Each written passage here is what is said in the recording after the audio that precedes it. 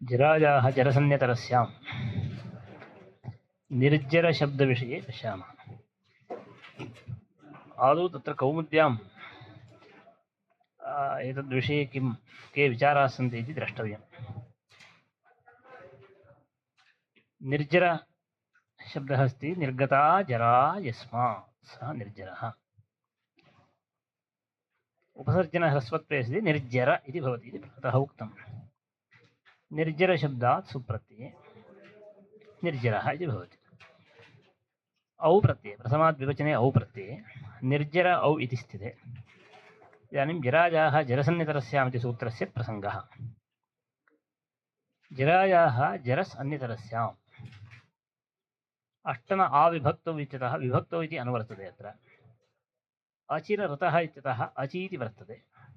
अचि इति विभक्तेर्विशेषणम् अजादौ विभक्तौ परतः।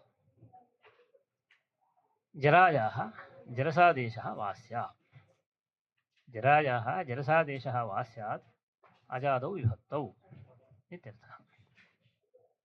प्रकृते निर्जरशब्दः वर्तते, तस्मादौ प्रत्यये जरायाः जरसन्नितरस्याम् इति सूत्रेण जरसादेशो भवति इति वक्तव्यम्।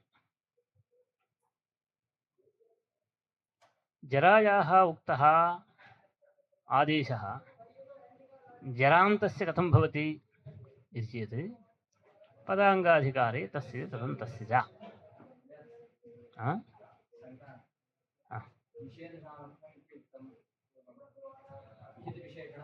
एकं रूपं साधयामि ततः परं पृच्छतु।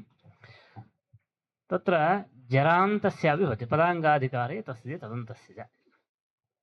ततः निर्जर इति जरान्तशब्दः इति कृत्वा तत्रापि भवति। तत्र इदानीं विधीयमानः आदेशः अनेकाल् इति कृत्वा जरस् इति सर्वादेशः प्राप्तः। अनेकाल् चेत् सर्वस्य इति, तदा निर्दिश्यमानस्यादेशाः भवन्ति इति उच्यते। निर्दिश्यमानं शब्दस्वरूपं किं? निर्दिश्यमानम् उच्चार्यमाणमिति, षष्ट्यन्ततया उच्चार्यमाणमिदस्ति स्थानित्वेन, तस्यैव उच्चार्यते, तस्यैव स्थानित्वं। जरायाः इति उक्तं, तस्मात् तस्यैव स्थानित्वं।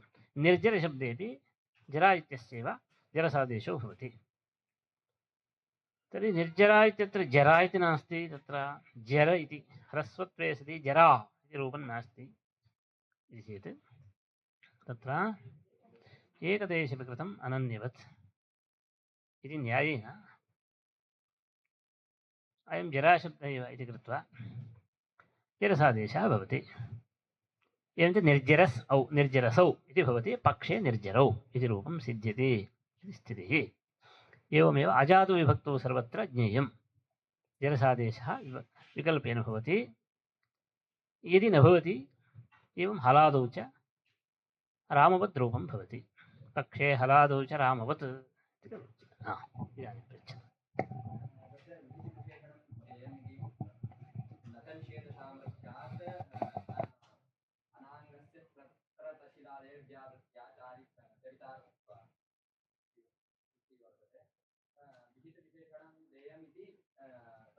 निषेधसामर्थ्यं न वर्तते। वर्णासमेतराणाम् इत्यत्र निषेधसामर्थ्यादेव शून्य इति वक्तव्यं। यदि निषेधसामर्थ्यादेव शून्य इति वक्ष्यते चेत् क्वापि दोषः निषेधस्य प्रयोजनम् अन्यदुक्तम् इदानीं, तत्रैव अग्रिमवाक्येन भवता एव उच्यते। इदानीं तदेव इदानीं वर्णाश्रमेतर आम् इत्यवस्थायाम् एवं खलु स्वट्प्रसङ्गः अस्ति इति। वर्णाश्रमेतर इत्यस्य सर्वनामसंज्ञा निषेधः क्रियते। इदानीम् आमि सर्वनाम्नः सुट् इत्यत्र तदन्तविधिना अवयवस्य सर्वनामत्वम् अस्ति इत्यतः तदन्तविधिना सर्वनामान्तात् परस्य आमः सुडागमः इत्येवम् अर्थकरणेन अत्र पुनरपि सुडागमः प्राप्तः।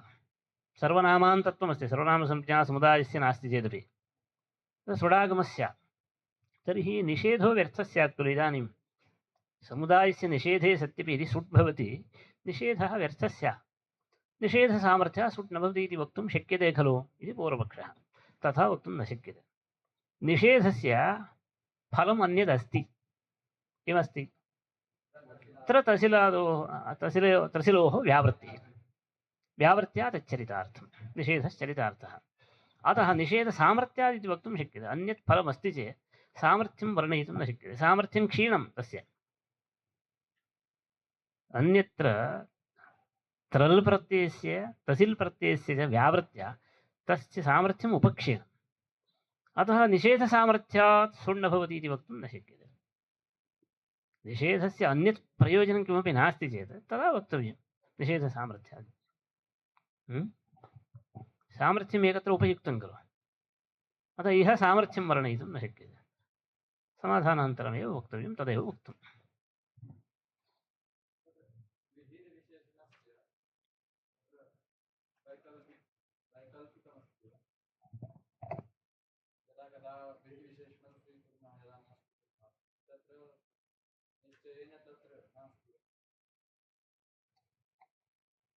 यदि अतिव्याप्तिः अव्याप्तिर्वा भवेत् तदा खलु एवं रीत्या सूत्रार्थः स्वीक्रियते विहितविशेषणम् इति इदानीं पश्यतु आमिसर्वनाम्नः सुट् इत्यस्य कः अर्थः अवर्णान्तादङ्गात् परस्य सर्वनाम्नो विहितस्य इति खलु उच्यते इदानीं तद् शब्दः वर्तते तद् शब्दः तेषाम् इति रूपं सम्पादनीयम् आम् प्रत्ययः अस्ति तद् आम्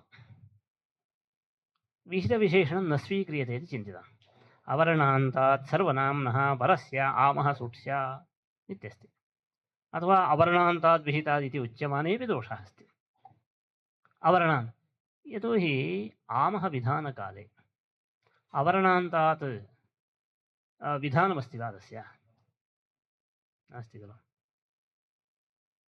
रूपद्वयम् अत्र वक्तव्यं विहितविशेषणस्य एकं फलं वक्तव्यम् अवर्णान्तात् परस्य अवर्णान्तादङ्गात् परस्य इति वक्तव्यम् अवर्णान्तात् सर्वनाम्नो विहितस्य इति वक्तुं न शक्यते विधानकाले अवर्णान्तत्वं नास्ति यदा विभक्तिः भवति ततः परं त्यदादीनामः इत्येवम् अत्वं भवति ततः अकारान्तत्वं जायते तद्दिति दकारान्तः खलु अतः तत् सर्वनाम्नः विहितत्वं तु अस्ति इदानीम् अवर्णान्तात् परत्वमस्ति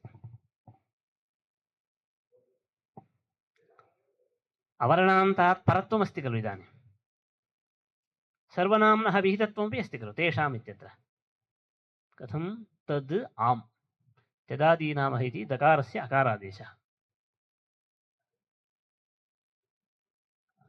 पश्चात् बाद में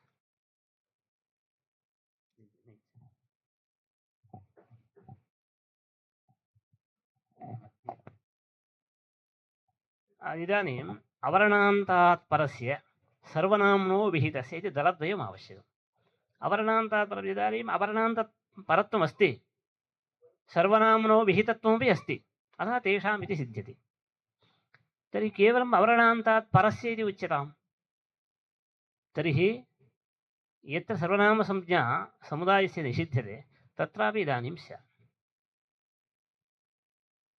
वर्णाश्रमेतराणाम् इत्यत्रापि स्यात् कुतः वर्णाश्रमेतर इत्यस्य अवयवस्य सर्वनामसंज्ञा वर्तते अवर्णान्तात् सर्वनाम्नः परस्य इति उच्यमाने अवर्णान्तात् सर्वनाम्नः परत्वं वर्तते एवं खलु तस्मात् विहितत्वं तु नास्ति अतः उभयम् आवश्यकम् अतः तत्र विहितविशेषणम् आश्रयते सर्वत्र अपेक्षा अस्ति इति न यत्र अतिव्याप्तिः भवति तत्र अव्याप्तिर्वा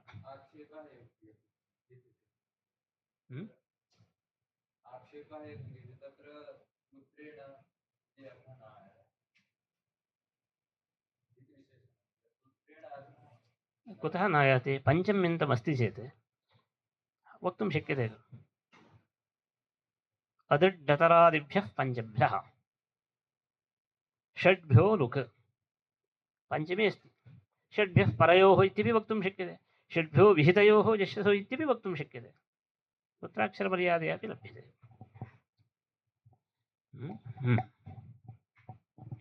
प्रकृतमनुसरामः।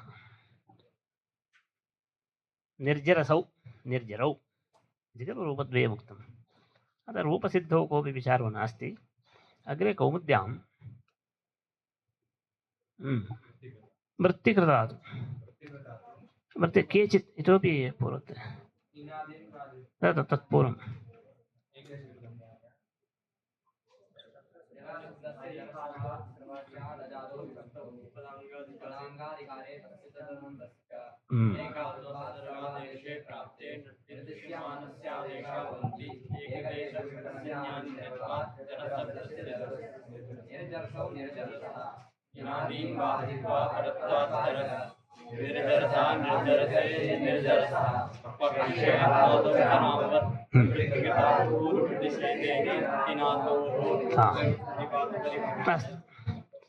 वृत्तिकृतातु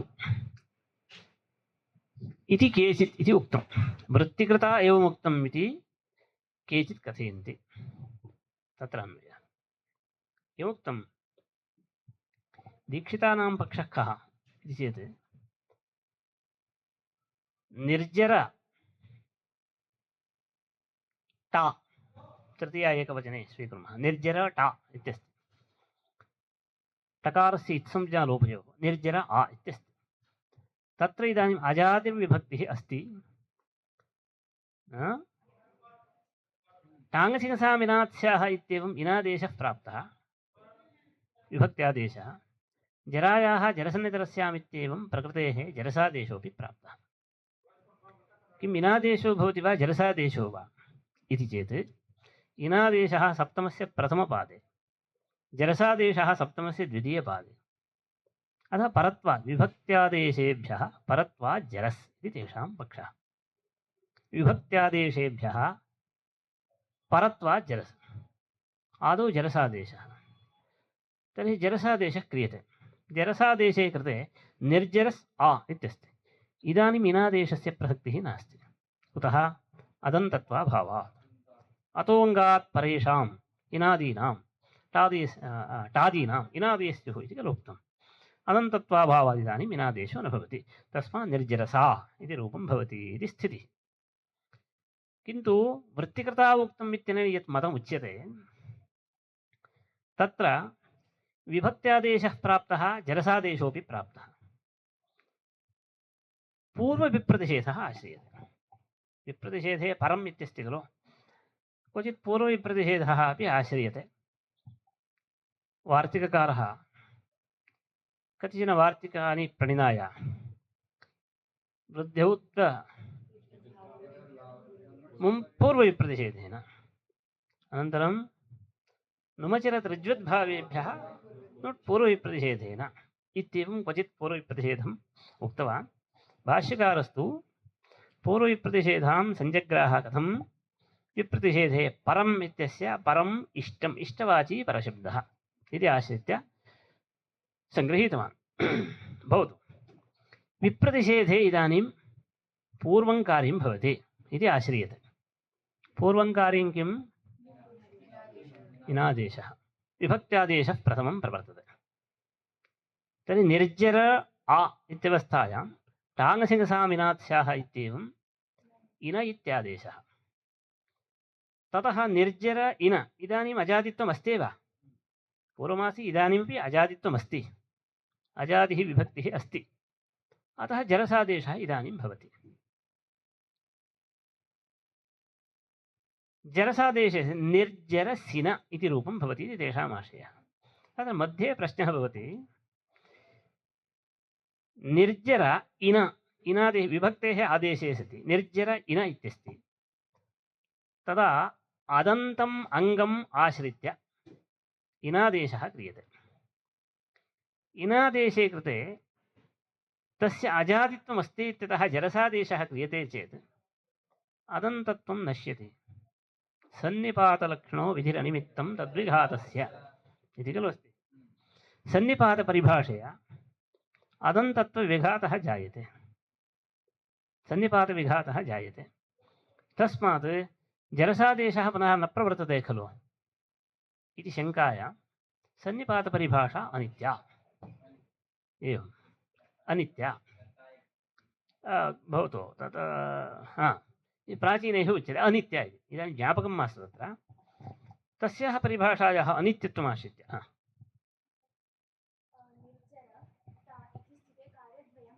सत्यं जरसादेशः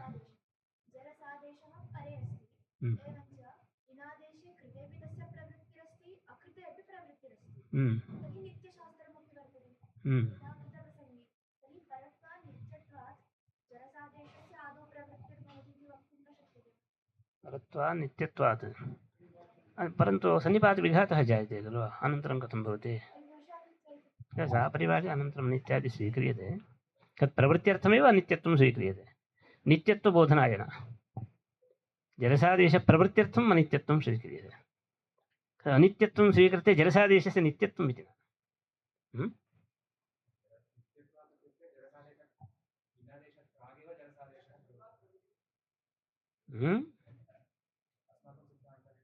सत्यं सत्यं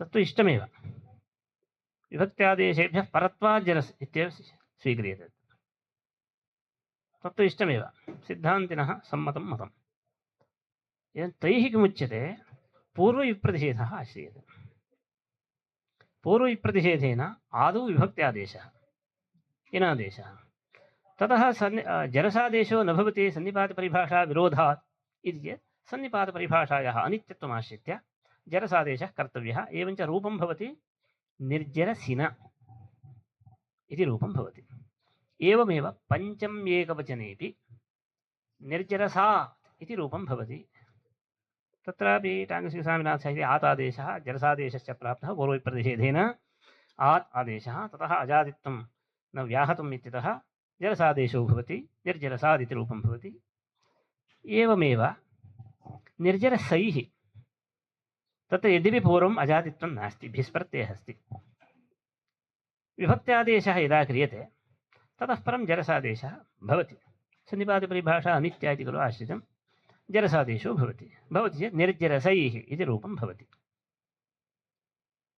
एवं तदनुसारिभिः षष्ठ्याम् एकमेव रूपं भवति इति उच्यते निर्जरस्य जरसादेशो नास्ति तत्र कुतः पूर्वविप्रतिषेधेन पूर्वं विभक्त्यादेशो भवति सः स्य इत्यादेशः तस्य अजादित्वं नास्ति इत्यतः पुनः जरसादेशस्य प्रसक्तिः नास्ति अतः निर्जरस्य इति एकमेव रूपं ते कथयन्ते तत्सर्वं भाष्यविरुद्धम् इत्यस्ति वा एकवारं मूलपङ्क्तिं पठतु प्रत्यकृता तु एकेन पठ्यताम् सन्निपातपरिभाषायाः अनित्यत्वम् आश्रित्य जरसि कृते निर्जरसिन निर्जरसात् इति रूपे न तु निर्जरसा निर्जरसः इति केचिदित्युक्तम् निर्जरसः तृतीयायां निर्जरसा इति न पञ्चम्यां निर्जरसः इति न निर्जरसात् इति रूपं भवति तथा भिसि निर्जरसैः इति रूपान्तरम् उक्तम् तदनुसारिभिश्च षष्ठ्येकवचने निर्जरस्य इत्येव रूपं स्वीकृतम् एतच्च भाष्यविरुद्धम् अतः विभक्त्यादेशेभ्यः परत्वाज्जरस् इति वक्तव्यम् भाष्यविरुद्धं कथम् इति चेत् भाष्यकारैः किमुक्तं टाङ्गसिकसाम् इनात्स्याः इत्यत्र इनात्स्य इन आत्स्य इत्येते आदेशाः विधीयन्ते इति व्याख्यातं खलु तत्र इन इति इकारोच्चारणं मास्तु न आदेश एव विधीयताम् इति कश्चन विचारः कृतः न इत्येव आदेशः विधीयताम् पञ्चम्याम् आत् आदेशो मास्तु अत् इति आदेशः अस्तु रामात् इत्यादौ दोषो नास्ति राम अत् सवर्णदीर्घे रामात् एवं खलु न भवति वा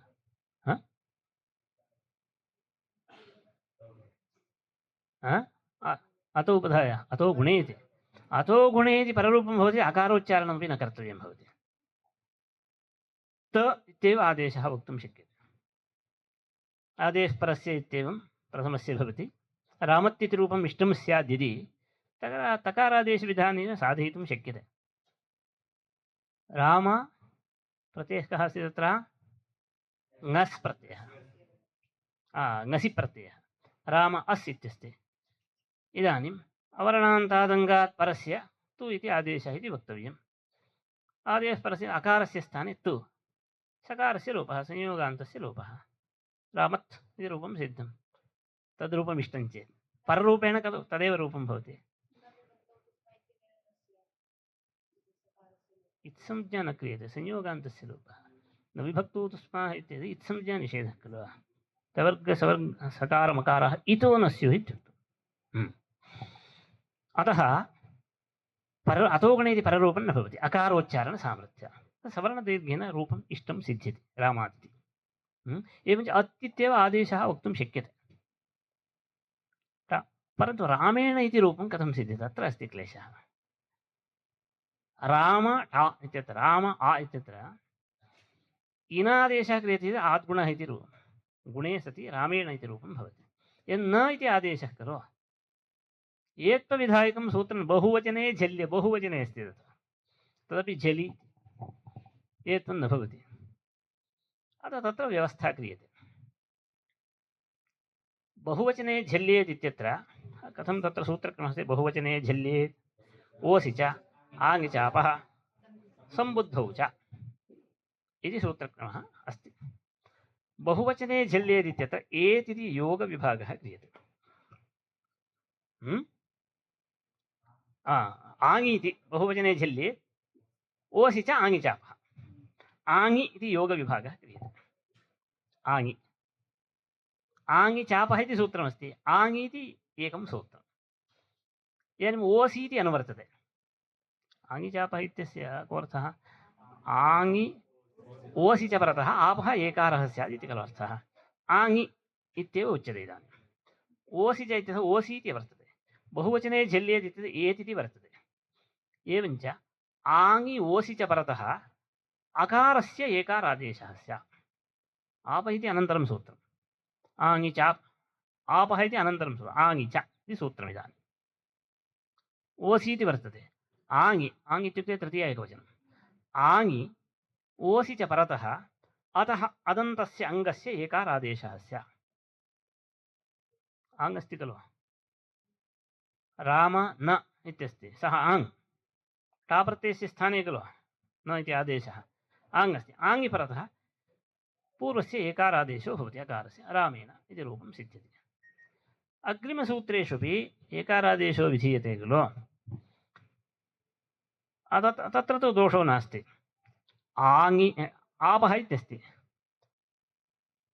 अग्रिमसूत्रम् आपः, आपः एकारः स्यात्, आङि ओसि, स च अर्थः अस्त्येव। सम्बुद्धौ परतः आपः एकारः स्यात्, तदस्त्येव। इदानीं रामेण इति रूपं सिद्धम्। अतः इन इति आदेशः कर्तव्यो नास्ति, न इति आदेशः क्रियते चेत् पर्याप्तम्।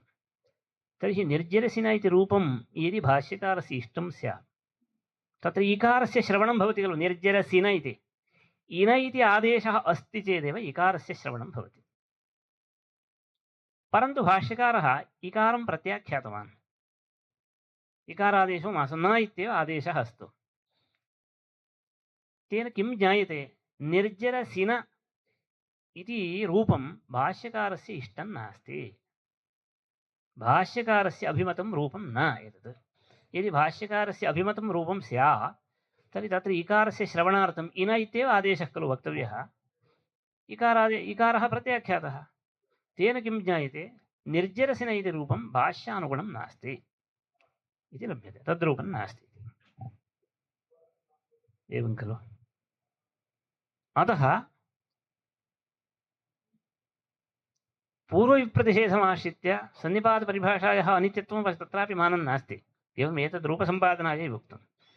सन्निपातपरिभाषायाः अनित्यत्वञ्च आश्रित्य पूर्वं विभक्त्यादेशः इति यदुक्तं तन्न युक्तम्। अवगतं स एव विचारः अस्ति अग्रे।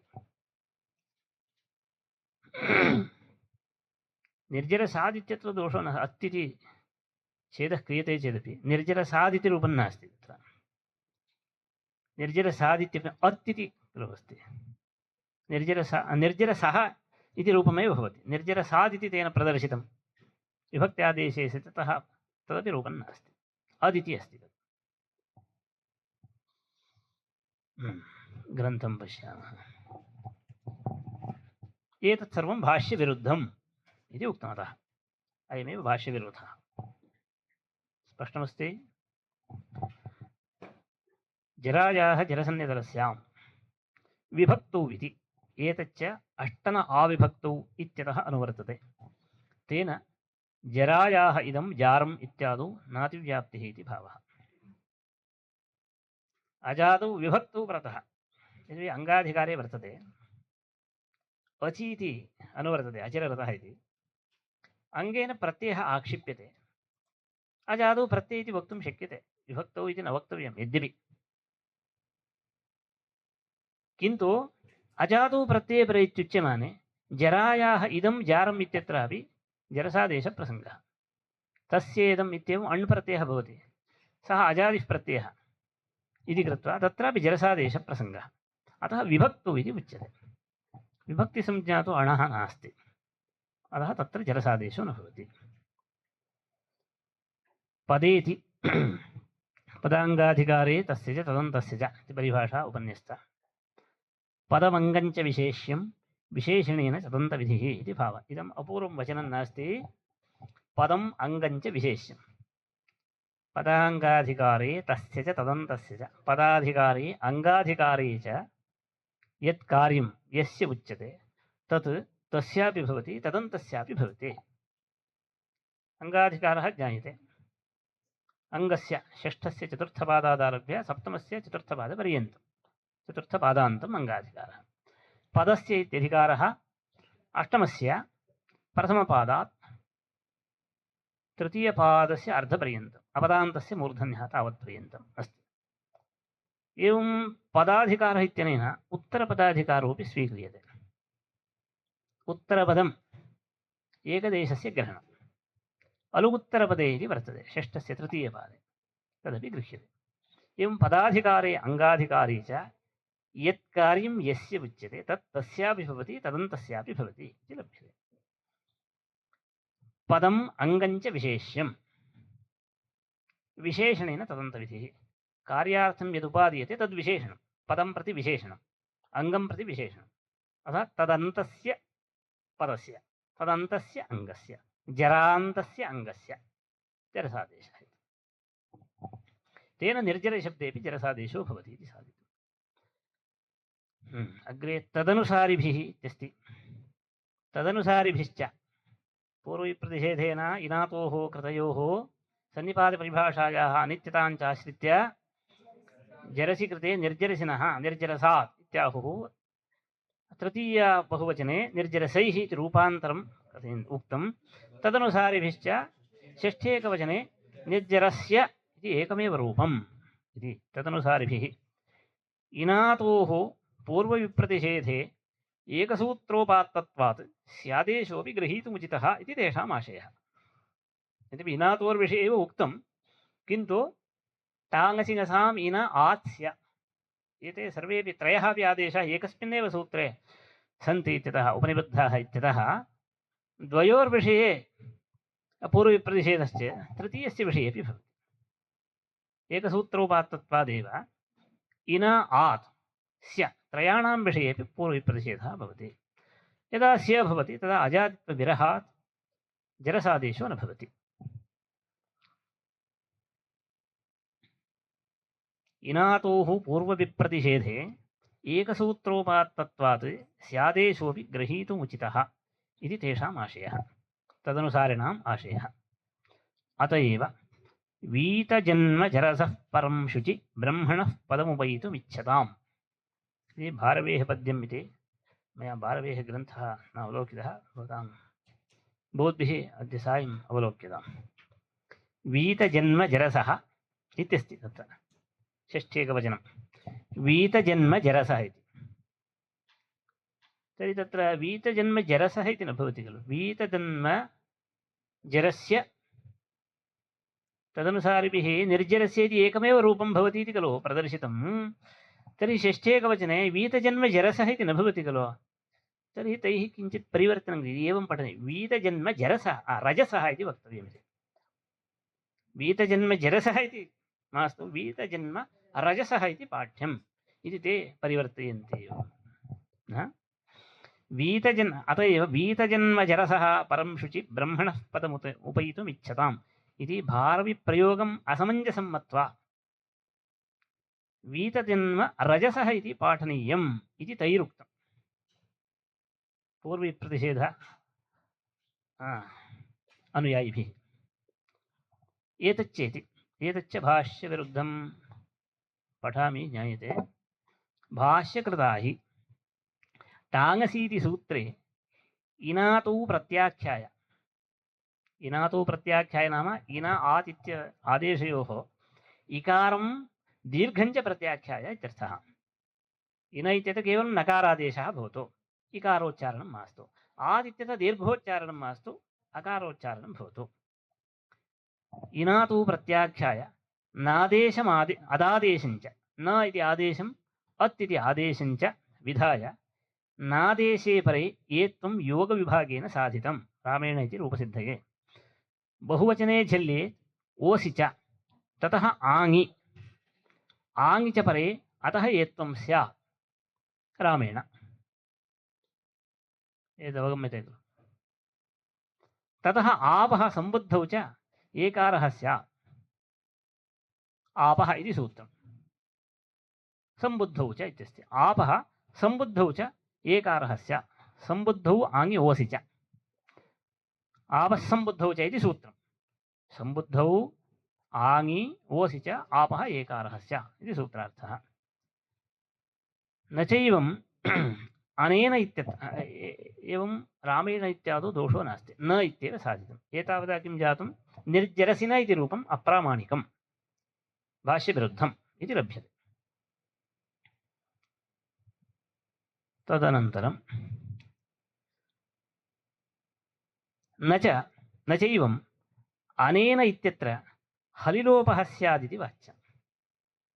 अनेन आदेशः कः तत्र, न इति आदेशः। तृतीया एकवचने खलु अनेन इति रूपं। कस्य शब्दस्य इदं रूपम्? इदं शब्दस्य इदं रूपम्। इदं शब्दस्य इदं शब्दात् तृतीयैकवचने टा प्रत्यये त्यदाद्यत्वे पररूपे इद टा इत्यस्ति। इदानीं न इति आदेशः। न इति आदेशः हलादिः। अनेन इति रूपम् इष्टं तत्र अनाप्यकः इत्येवं, किन्तु हलिलोपः इति तदग्रिमसूत्रं वर्तते। इदानीं हलादिः प्रत्ययः अस्ति इत्यतः इदित्यस्य लोपः स्यात्, लोपप्रसङ्गः। इकारः प्रत्याख्यातः खलु, न इति आदेशः, नादेशे कृते तस्य हलादित्वात् भ्यामादौ इव इदित्यस्य लोपप्रसङ्गः हलिलोपः इति चेत् न चैवम् अनेन इत्यतः हलिलोपः स्यादिति वाच्यम्। अनादेशस्य नकारे परे विशिष्य विधानात्। तथा हि कथं विधीयते?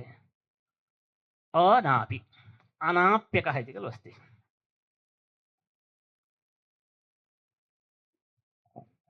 अनाप्यकः इत्यस्य सूत्रस्य कः अर्थः? अककारस्य इदमः इदित्यस्य अनादेशः स्यात् आपि विभक्तौ परतः। अजातौ इति लभ्यते। तत्र हलिलोपः इत्यनेन हलि इति उच्यते, अतः पारिशेष्यात् तत्र अजातौ इति लभ्यते। किन्तु इदानीं कः अर्थः? नापि अकः अककारस्य इदमः इदित्यस्य अन् आदेशः स्यात् नकारे आपि विभक्तौ च परतः। अ इति आदेशः। अ इति अन्नादेशः खलु वक्तव्यः। अ इति कथं? रूपं साधनीयम् अनेन इति, किन्तु अ इति आदेशः विधीयते, रूपं न सिद्ध्यति। अनेन इति रूपम् इदित्यस्य अन् इति रूपम् उच्यते चेत् अनेन इति रूपं साधयितुं शक्यम्। कथम् अ इति नपुंसकलिङ्गे अन् इत्यस्य नपुंसकलिङ्गे अन् इत्यस्य नपुंसकलिङ्गे अ इति नकारस्य लोपः न लोपः प्रातिपदिकान्तस्य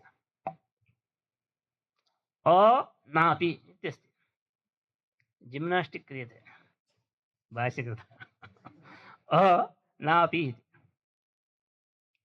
अन् आपि इति खलु विवक्षितम् अ नापि अ इति अन् इत्यस्य नपुंसकलिङ्गे रूपं नकारो लुप्तः अतः अ इत्यनेन अन् एव गृह्यते न शब्दे परतः न इति नादेशः कृतः खलु तस्मिन् परतः अन्नादेशो विधीयते विशेषेण तस्मात् हलिलोपो न भवति हलिलोपस्य अपवादः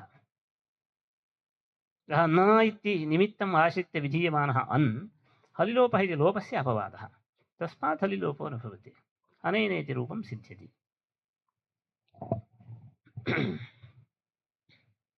अनादेशस्य नकारे परे विशिष्य विधानात् हलिलोपो न भवति। तथा हि अ नापि नकारे आपि च परे अन् स्यात् इत्यर्थः। सूत्रे अ इति नान्तस्य नपुंसकनिर्देशः न च ङसेरदादेशे कृते आदेशः समाप्तः अदादेशः तत्रापि दीर्घोच्चारणं मास्तु इति खलु उक्तं न च ङसेः अदादेशे कृते पररूपं स्यात् इति वाच्यं रामादित्यादौ भवतां प्रश्नः अकारोच्चारणसामर्थ्यात् दीर्घसम्भवात् अकारोच्चारणं किमर्थं कृतम् अदिति दीर्घो भवतु इत्येतदर्थमेव सवर्णदीर्घः भवतु इति अतः अकारोच्चारणसामर्थ्यादेव दीर्घः सिद्ध्यति अन्यथा तकारादेशमेव विदध्यात्।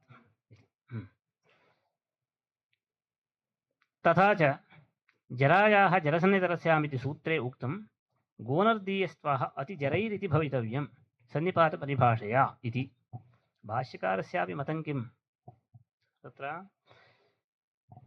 निर्जरसिन निर्जरसात् निर्जरसैः निर्जरस्य एकमेव रूपं तत्र इति प्राचीनैरुक्तं खलु तृतीया बहुवचने किं रूपमुक्तं निर्जरसैः किन्तु भाष्यकारैः अतिजरैः इत्येव इष्टम् इति जरसादेशः तत्र न भवति वा कः प्रत्ययः तत्र भिस् प्रत्ययः पूर्वं तु जरसादेशस्य योग्यता नास्ति निमित्तं नास्ति यदा तु ऐसादेशः क्रियते सन्निपातपरिभाषा विरोधः भवति सन्निपातविघातः जायते इति कृत्वा जरसादेशः न क्रियते इत्याशयः परन्तु प्राचीनैः किं स्वीकृतं सन्निपातपरिभाषायाः अनित्यत्वं स्वीकृतं तद् भाष्यविरुद्धं गोनर्दीयस्त्वाः गोनर्दीयः इत्युक्ते भाष्यकारः गोनर्ददेशोद्भवः सः भवतां देशः वा अच्छा सम्यक् गावः नर्दन्ति यस्मिन् देशे सः गोनर्दः गोनर्ददेशे भवः गोनर्दीयः अस्तु तेन तु अतिजरैः इत्येव भवितव्यम् इति उक्तं तस्मात् निर्जरसैः इत्यादिरूपं भाष्यविरुद्धम् एवञ्च पूर्वविप्रतिषेधेन इत्यादि सर्वं भाष्यविरुद्धम् इत्यर्थः।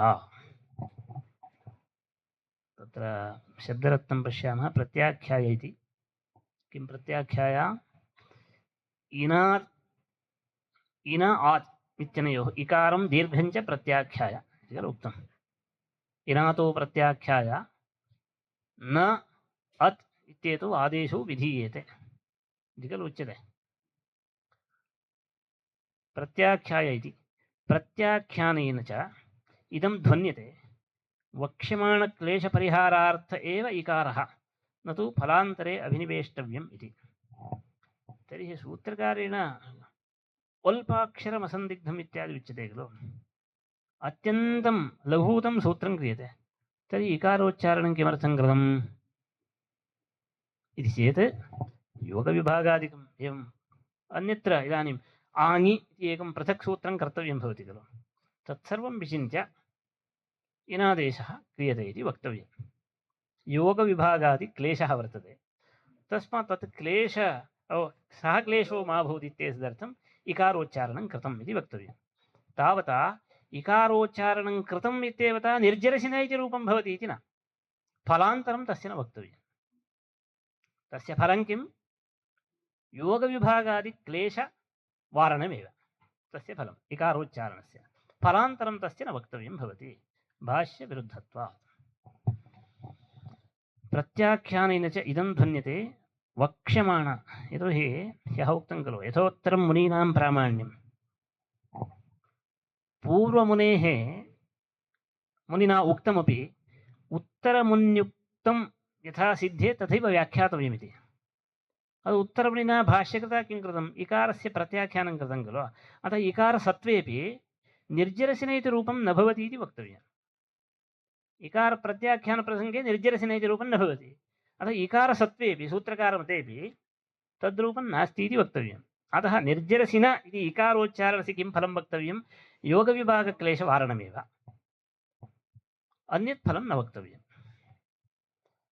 वक्ष्यमाणक्लेशपरिहारार्थः एव इकारः, न तु फलान्तरे अभिनिवेष्टव्यमिति। अदादेशे तु अदितिच्छेदे एव सूत्रतात्पर्यम्। तर्हि आतिथि उच्यते खलु, भाष्यकारेण अदिति उच्यते, सूत्रकारेणापि अदित्येव उच्यते इत्युच्यते चेदपि दोषो नास्ति, कापि विरोधो नास्ति। रामादितिरूपं तु सिद्धित्येव। अतः सूत्रकारस्यापि अदितिच्छेदेव तात्पर्यं। सूत्रकारेण तु छेदं कृत्वा न प्रदर्शितं खलु। टाङसि कसा मिनात् स्याः इत्युक्तम्, ईन अत् स्याः इनात् स्याः। अतः अदितिच्छेदः क्रियते चेदपि सूत्रविरोधो नास्ति। अग्रे गच्छामः। इतः परं पद्दन् लोमास् ह्रन् निशसन् यूषन् दोषन् यकन् छकन् नुतन् आसञ्छस् प्रभृतिषु। अस्मिन् सूत्रे आदेशाः एव उक्ताः। आदेशानाम् अनुरूपाः स्थानिनः अस्माभिः अनुमातव्याः। शस् प्रभृतिषु इति खलु उच्यते। शस् प्रभृतिषु प्रत्ययेषु परतः पादादीनां पत् दत् नस् इत्येवम् आदेशाः खलु निर्दिष्टाः। तस्मात् अर्थानुगुण्येन अर्थतः आन्तर्यम् आश्रित्य सादृश्यम् आश्रित्य पाद दन्त नासिका इत्यादयः स्थानिनः अत्र अस्माभिः कल्पनीयाः। तेषां स्थाने पदादयः आदेशाः भवन्ति इत्यर्थः। यद्यपि पद् इति आदेशः पाद इत्यस्य भवति, पादशब्दस्य पद् इति आदेशो भवति। समानार्थकशब्दः चरणशब्दोऽपि वर्तते। चरणशब्दस्यापि पादसमानार्थकत्वेन तस्यापि स्थाने पदादेशः कुतो न? चरणं चरणे चरणानि, चरणं चरणे चरणानि पन्ति इत्यपि स्यात् खलु। हृन्दि इतिवत् चरणशब्दः नपुंसकलिङ्गेऽपि वर्तते। चरणः अस्त्रियां, चरणं चरणे चरणानि इति द्वितीया बहुवचने पन्ति इत्यपि रूपान्तरं स्यात्। अर्थतः आन्तर्यं स्वीक्रियते इति चेत् सति सम्भवे यावत् आन्तर्यं ग्रहीतुं शक्यते, यावत् सादृश्यं ग्रहीतुं शक्यते तत्सर्वं ग्राह्यं। केवलम् अर्थतः एव न, आनुपूर्वीतः साम्यम् अत्र आश्रयणीयम् इत्यर्थः। सादृश्यात् पदिति आदेशः खलु निर्दिष्टः, तस्य अनुरूपः स्थाने अत्र ग्राह्यः। अनुरूपत्वं सादृश्यम् आश्रयणीयं, सादृश्यं च अर्थतः अस्त्येव, स्वरूपतः अपि साम्यं किञ्चित् आश्रयणीयम्। अतः चरणशब्दस्य स्थाने पदादेशो न भवति।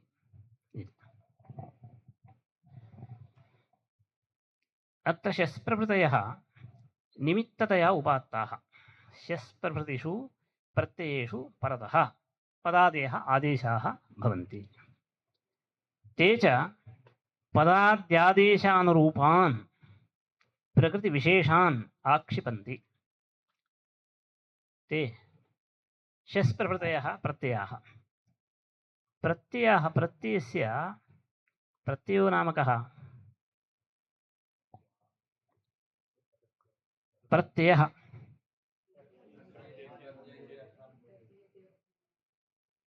किमिति प्रत्येति अर्थान् बोधयति कस्य अर्थं बोधयति प्रत्याययति स्वप्रकृत्यर्थमपि सः प्रत्ययः न्यर्थान्तर्भावेन व्युत्पत्तिः वक्तव्या इत्यस्ति स्वप्रकृत्यर्थं प्रत्याययति स्वार्थोपस्थापनं स्वं स्व स्वप्रकृत्यर्थ अन्यतर प्रत्यायकः प्रत्ययः स्वप्रकृत्यर्थ अन्य प्रकृत्यन्यतरार्थ प्रत्यायकः सः प्रत्ययः भवति इदानीं प्रत्ययः भवति चेत् प्रकृतिः भवेत् खलु शस्प्रभृतिषु इति निमित्तम् उच्यते तर्हि काचित् प्रकृतिः अस्ति एव शसादीनां प्रत्ययानां निमित्तत्वम् अस्ति चेत् ते प्रत्ययाः प्रकृतिम् आक्षिपन्ति प्रकृतिः कीदृशी इति चेत् तेषाम् आदेशानां निमित्तभूताः एते प्रत्ययाः अतः तद् आदेशस्य अर्थं बोधयितुं ये शब्दाः समर्थाः भवन्ति तान् शब्दान् प्रकृतिभूतान् आक्षिपन्ति आदेशः कः भवति स्थानिनः अर्थं बोधयितुं यः समर्थः स खलु आदेशः स्थान्यर्थाभिधान समर्थः आदेशो भवति अतः यस्य स्थानिनः अर्थम् अयं शब्दः बोधयति आदेशत्वेन निर्दिष्टः पद् इति आदेशः निर्दिष्टः अस्ति सः आदेशः कस्य शब्दस्य अर्थं बोधयितुं समर्थः पादशब्दस्य अर्थं बोधयितुं समर्थः चरणशब्दस्यापि किन्तु स्वरूपतः साम्यं नास्ति इत्यतः तन्न स्वीक्रियते अतः पादादीन् शब्दान् स्थानिनः आक्षिपन्ति ते प्रत्ययाः शसादिप्रत्ययाः अत्र शस्प्रभृतयः निमित्ततया उपात्ताः ते च पदाद्यादेश अनुरूपान् प्रकृतिविशेषान् आक्षिपन्ति इत्याह पाददन्त सूत्रार्थः कः पद्दन्नो मा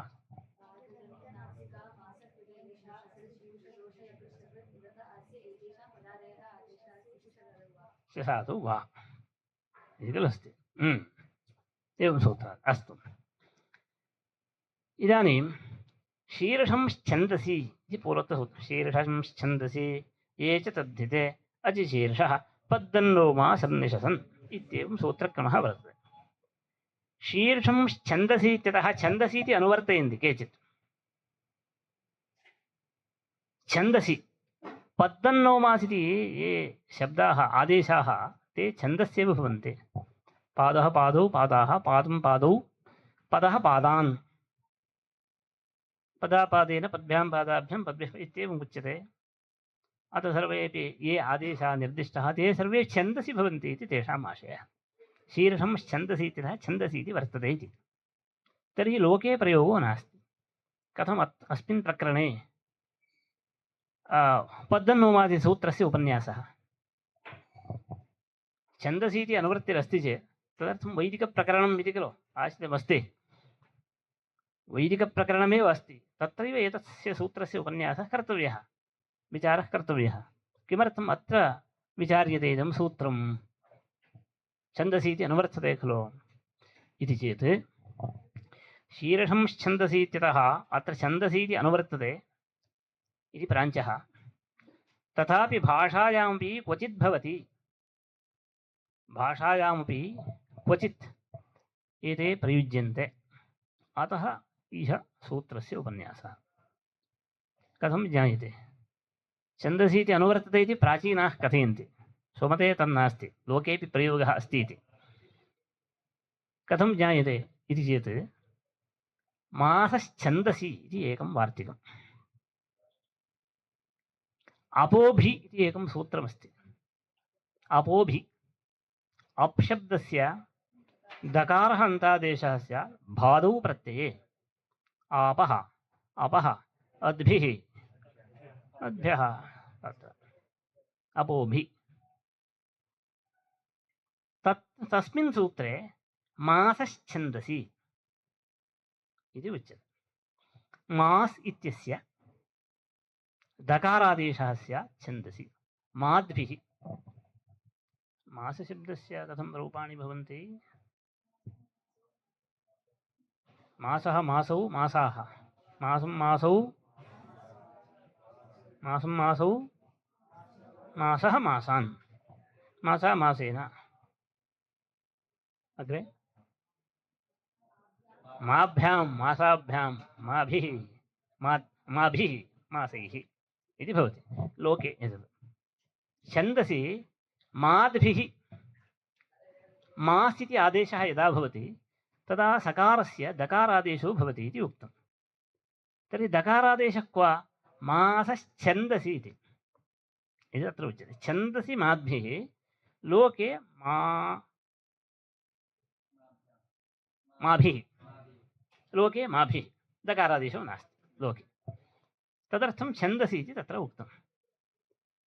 तर्हि इदानीं प्रश्नो भवति, पद्दन्नो मास् इति सूत्रेण विहिताः सर्वेपि आदेशाः छन्दस्येव भवन्ति चेत्, शीर्षं छन्दसि इत्यतः छन्दसि इति वर्तते खलु, तर्हि छन्दस्येव एते आदेशाः भवन्ति चेत् मास् इति आदेशः छन्दस्येव भवति खलु। तर्हि मास् इत्यस्य दकारो भवति इत्येव पर्याप्तं। मासश्च अपोभि मासश्च इत्येव वक्तव्यं, छन्दसि इति न वक्तव्यं खलु।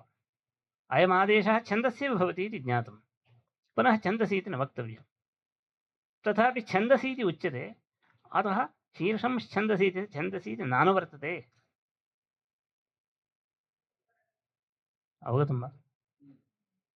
तत्र छन्दसि इति उक्तत्वात् मासादेशः छन्दस्येव भवति इति यदि, तर्हि तत्र छन्दसि इति न वक्तव्यं, छन्दस्येव लभ्यते मासादेशः।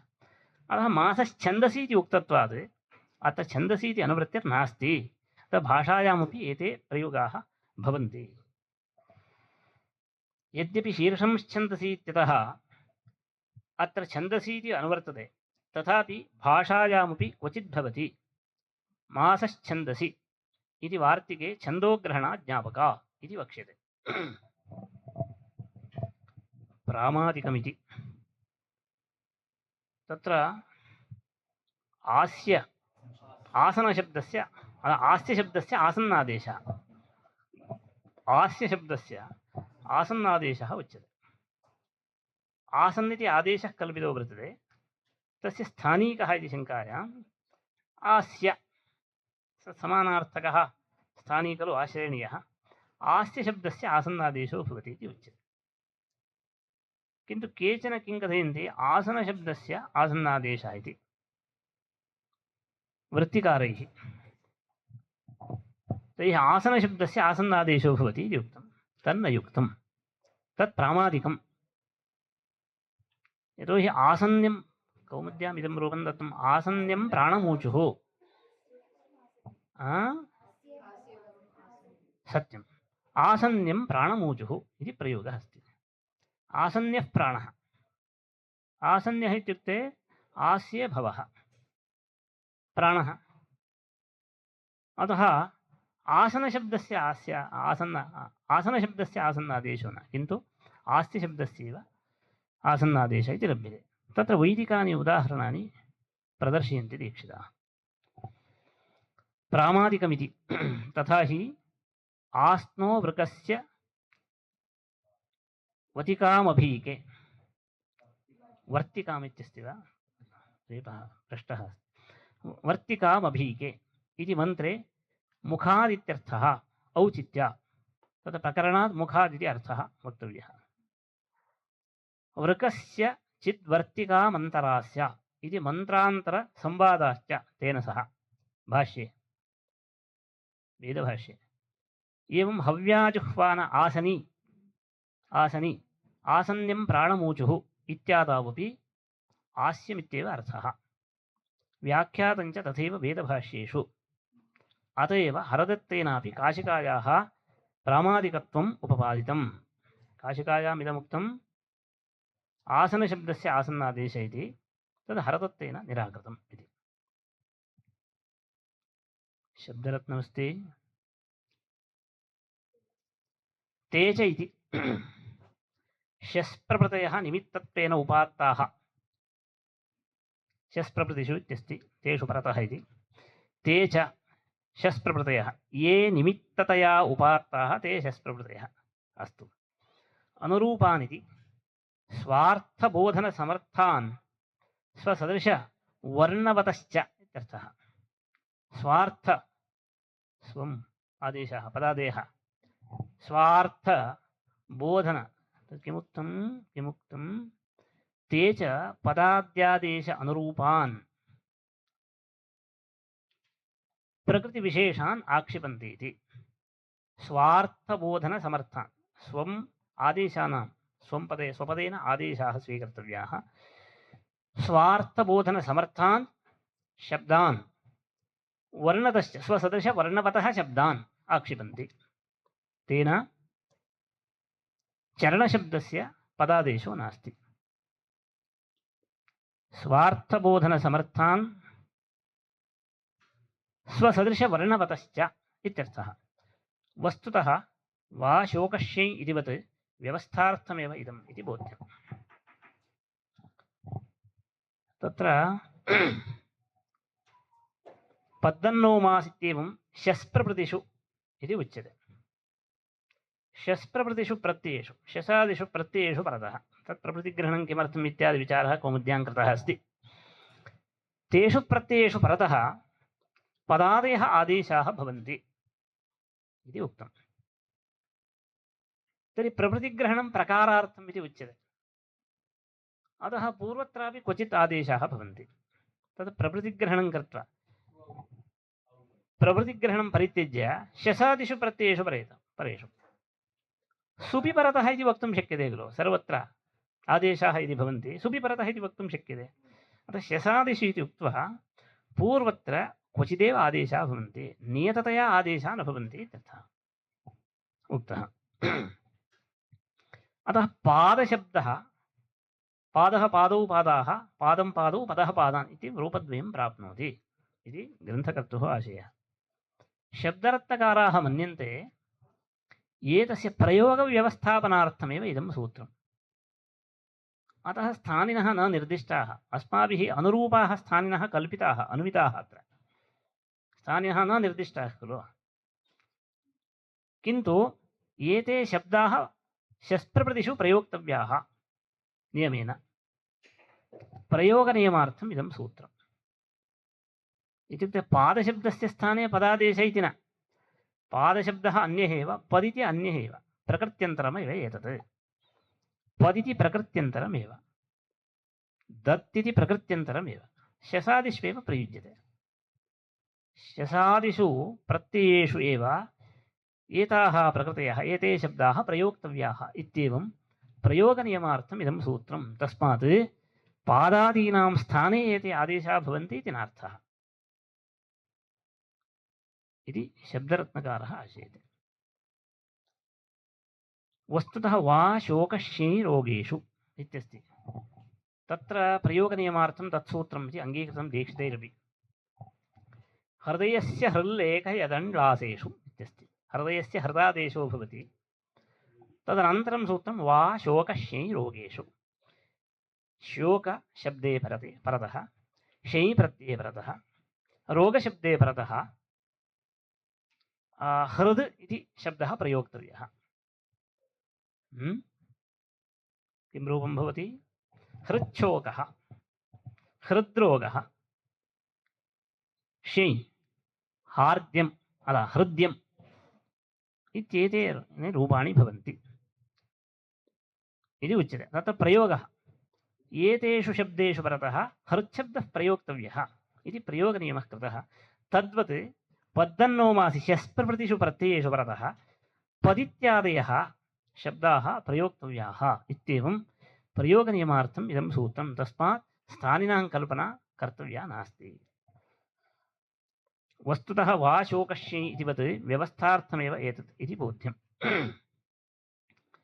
तत्र पूर्वं यद्यपि शीर्षंश्छन्दसि इत्यतः छन्दसि इति अनुवर्तते इति उक्तम् अनुवर्तते इति अस्य इति प्राञ्चः इति शेषः योजनीयमिति यद्यपि शीर्षंश्छन्दसि इत्यतः छन्दसि इति अनुवर्तते इति प्राञ्चः प्राचीनाः कथयन्ति प्राचीनानाम् आशयः स्वमते तु अनुवृत्तिर्नास्ति अग्रे उक्तं इति शेषः ज्ञापकादिति मासश्छन्दसि इत्यत्र छन्दोग्रहणात् ज्ञापकात् भाषायामपि एते प्रयोगाः सन्ति इति उच्यते तन्निवृत्तेः इति भावः तन्निवृत्तेः मासश्छन्दति इति सूत्रात् छन्दसि इति यः वर्तते सः निवृत्तः अस्मिन् सूत्रे नानुवर्तते पद्दन्नो मास इति सूत्रे तस्मात् पुनः छन्दसि इति ग्रहणं कृतम् अतएव भाष्ये तदनुवृत्तिः नोक्ता छन्दसि इत्यस्य अनुवृत्तिः न प्रदर्शिता एतावता इदं सूत्रं सम्पन्नं कोऽपि संशयः ज्ञातव्यः अंशः नास्ति अग्रे गच्छामः अनेन इव सूत्रेण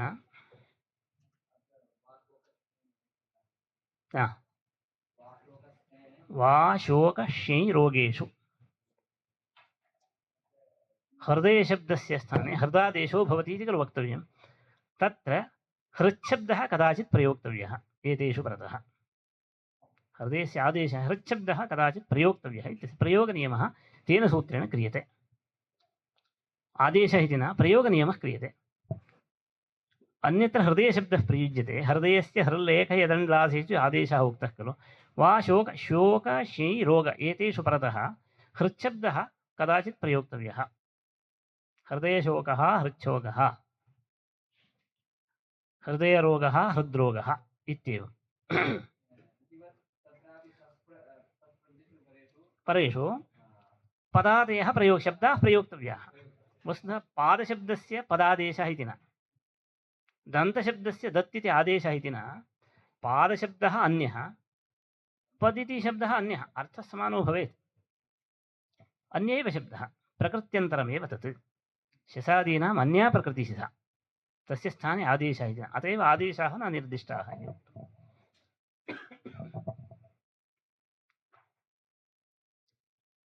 पद्दन्नो मासरन् निशसन् यूषन् दोषन् यकञ्छकन् नुदन् आसञ्चस् प्रभृतिषु इति खलु वर्तते तत्र यूषन् इति आदेशः उक्तः कस्य शब्दस्य स्थाने इति उक्त्वा मूलोक्तरीत्या कथयामः यूषशब्दस्य स्थाने यूषन् आदेशः यूषः यूषौ यूषाः यूषं यूषौ किं भवति यूष्णः यूषान् इति खलु भवति यूषन् आदेशपक्षे यूष्णः इति कथं यूष्णः इति यूषन् शस् ऊषन् यूषन् अस् इत्यस्ति तत्र भसंज्ञा अस्ति यजिभम् इति अल्लोपोनः इत्येवम् अकारस्य लोपः कर्तव्यः भवति सूत्रस्य अर्थः कः कृपया सर्वे अत्र संलग्ना भवन्तु पाठे अल्लोपोनः इत्यस्य कः अर्थः अंगावयव असर्वनामस्थान यजादिस्वादिपरः यः अन् तस्य अकारस्य लोपः स्यात् एवं सूत्रार्थः वर्णितः निरीक्षितैः अत्र कारणमस्ति अंगावयव असर्वनामस्थान यजादिस्वादिपरः यः अन् तस्य अनः अकारस्य लोपः स्यात् यूषन् अस् इत्यत्र भसंज्ञा तु वर्तते अन् अस्ति अङ्गस्य अवयवः तस्य अकारस्य लोपः जायते यूषन् ततः णत्वे यूष्णः इति रूपं सिद्ध्यति इति स्थितिः अस्ति प्राचीनैस्तु सूत्रार्थः अन्यथा वर्णितः कथम् अत्र प्राञ्चः अन्नन्तस्य भस्य अङ्गस्य अकारस्य लोपः स्यात् अल्लोपोनः अन्नन्तस्य भस्य अङ्गस्य भस्य अकारस्य लोपः स्यात् भस्य इति भसंज्ञा यचि भवति यकारादौ अर्थः यचिभम् इत्यस्य कप्रत्यय स्वादिषु कप्रत्ययावदिषु यकारादिषु अजादिषु प्रत्ययेषु परतः पूर्वं भसंज्ञं स्यात्। अत्र भसंज्ञा अस्ति, यूषन् अस्ति इत्यत्र। अन्नन्तस्य भस्य समन्वयस्तु भवति। अन्नन्तस्य भस्य अङ्गस्य अकारस्य अनः अकारस्य लोपः स्यात्। अकारस्य लोपः स्यात्। यूषन् इत्यस्ति। अन्नन्तस्य भस्य अङ्गस्य अकारस्य लोपः स्यात्। भवतु यूषन् इत्यत्र अकारस्य लोपः क्रियते, रूपं सिद्ध्यति। किन्तु एवं सूत्रार्थः क्रियते चेत् तक्ष्णा इत्यस्ति, तक्षन् शब्दः अस्ति, तक्षन् टा अत्रापि वक्तुं शक्यते यूष्णा इत्यत्र। यूष्णा इत्यत्र नास्ति, अकारः अन् इत्यस्यैव लभ्यते तत्र, अतः अत्र दोषः नास्त्येव, रूपं सिद्ध्यति। किन्तु तक्षन् इति शब्दे तकारोत्तरवर्ती यः अकारः तस्य लोपापत्तिः इदानीं। प्राचीनैः आदृतः यः सूत्रार्थः तत्र अन्नन्तस्य तक्षन् इत्यस्ति, अन्नन्तमस्ति, अन्नन्तमङ्गं भसंज्ञा अस्ति, तस्य तादृशस्य अङ्गस्य अकारस्य लोपः। कस्य इति नोक्तं खलु, तकारोत्तरवर्ती यः अकारः तस्यापि लोपप्रसङ्गः कदाचित्। अतः तक्ष्णा इति रूपं न सिद्ध्येत्। अतः एवं सूत्रार्थः न आदर्तव्यः। ततः भस्य अङ्गस्य अनः अकारस्य तर्हि अकारस्य इति यदस्ति तत्र अनः इति विशेषणं दास्यामः। भस्य अङ्गस्य यः अन् तस्य अकारस्य लोपः स्यात्। एवं स्वीकुर्मः। भस्य अङ्गस्य अनः अकार, इदानीं दोषः तक्षन् इत्यत्र दोषो नास्ति। तक्षन् इत्यस्य भसंज्ञा अस्ति, अङ्गसंज्ञा अस्ति, तस्य अनः अकारस्य लोपः स्यात्, तक्ष्णा इति रूपं सिद्ध्यति। यूषन् इत्यत्रापि दोषो नास्ति, यूष्णः इति रूपं सिद्ध्यति। किन्तु अनसा मनसा इत्यत्र दोषः। मनस् आ अनस् आ इति वर्तते, अत्रापि भसंज्ञा अस्ति। सूत्रार्थः कः इदानीं? भस्य अङ्गस्य अनः अकारस्य लोपः। मनस् इत्यत्र अङ्गसंज्ञा वर्तते, भसंज्ञा वर्तते, तस्य अवयवः यः अन् तस्य अकारस्य लोपः। इत्युक्ते मकारोत्तरवर्ती यः अकारः मनस् इत्यत्र तस्य लोपप्रसङ्गः। मनसा अनसा इति।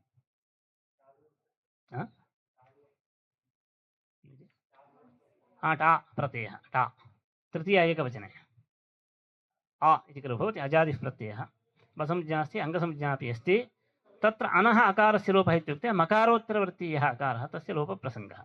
अनसा इत्यत्र आद्यस्य अकारस्य लोपप्रसङ्गः इति दोषः।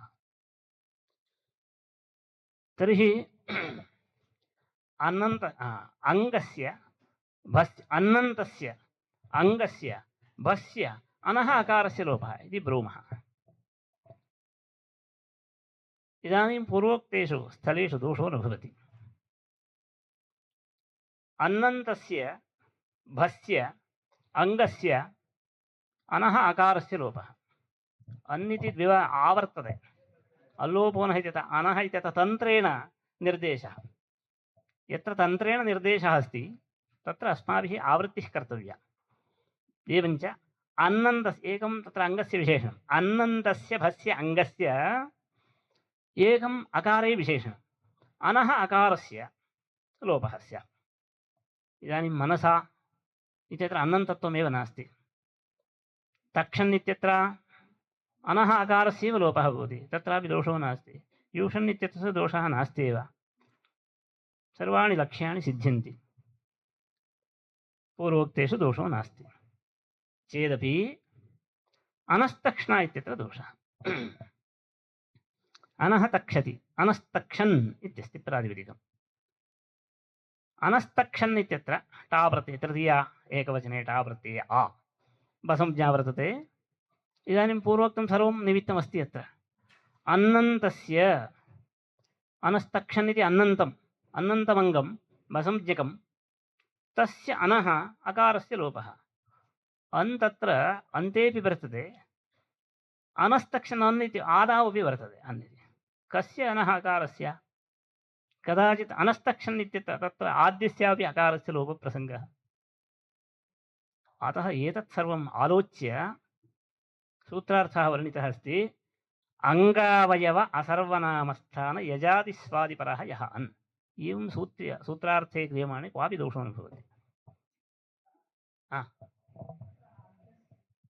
कुत्र अनस्तक्षण इत्यत्र सम्पूर्णमङ्गम् अनस्तक्षन् इति प्रातिपदिकम् सत्यम् अन्नन्तत्वं सम्पूर्णस्य शब्दस्य अन्नन्तत्वं वर्तते खलु अनस्तक्षन् इति समासः वर्तते उपपदसमासः अनस्तक्षन् इति एकं प्रातिपदिकं तद् अन्नन्तं वर्तते यत्र अन्नद्वयं लभ्यते यस्मिन् प्रातिपदिके तत्र क्लेशः भवति अन्नन्तत्वमपि अस्ति अन्यत्रापि अन् लभ्यते आदावपि तस्य अनः लोपः भवति अधिव्याप्तिः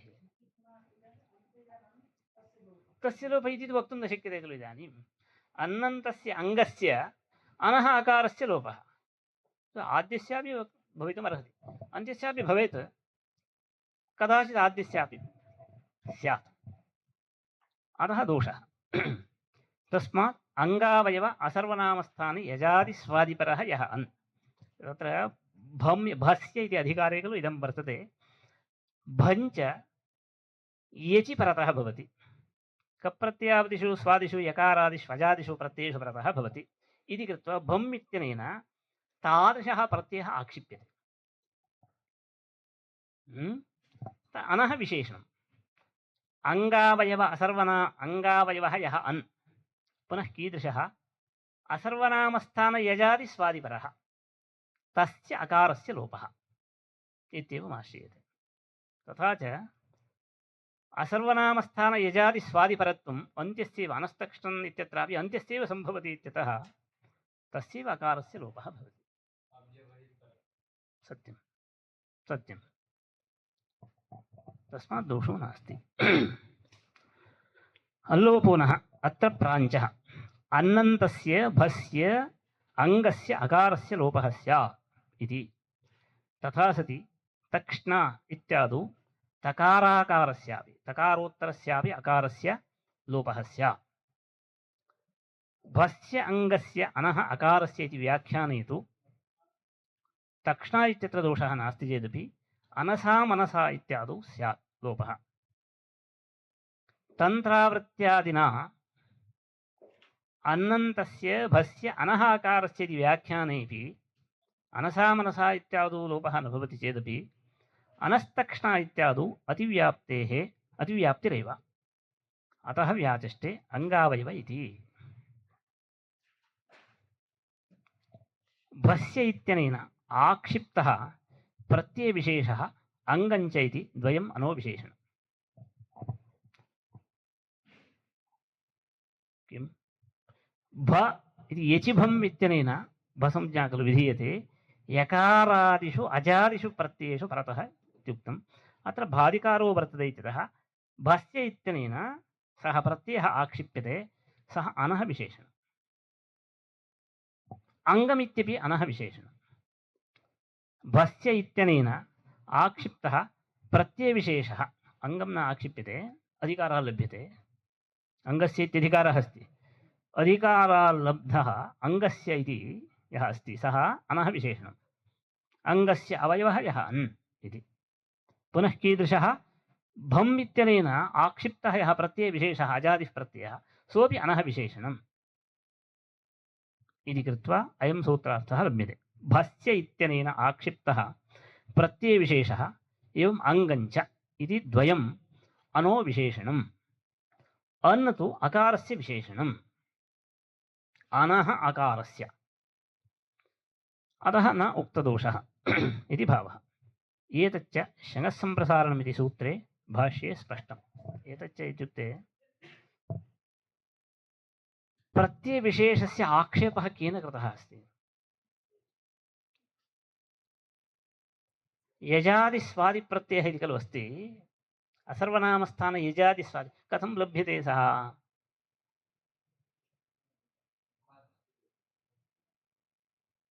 कथयन्तु मया उक्तं द्विवारं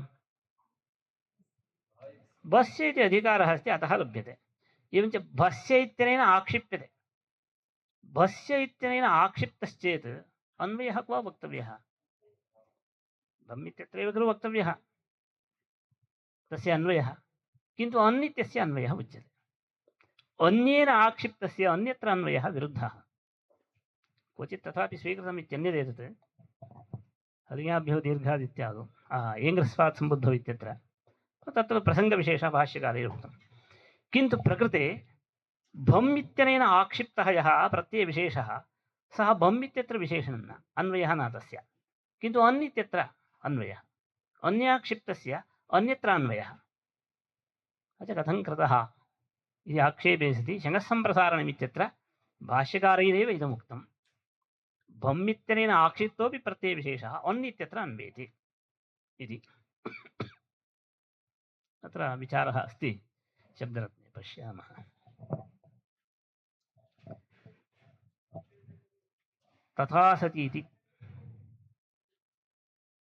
अन्नन्तस्य भस्य अङ्गस्य अकारस्य लोपः स्यादिति तथा सति प्राचीनमत व्याख्यादरे प्राचीनसम्मतव्याख्यायाः आदरे इत्यर्थः अस्तु भस्य इत्यनेन अन्ते भस्य इत्यनेन आक्षिप्तः प्रत्ययविशेषः अङ्गञ्चेति द्वयमनोविशेषणम्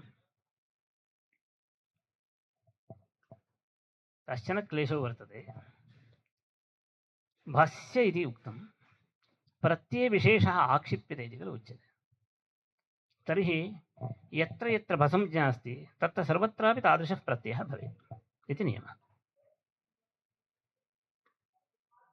तादृशप्रत्ययं विना भं न उपपद्येत येन विना यन्न उपपद्यते तत् तेन आक्षिप्यते इति खलु उच्यते अर्थापत्तिः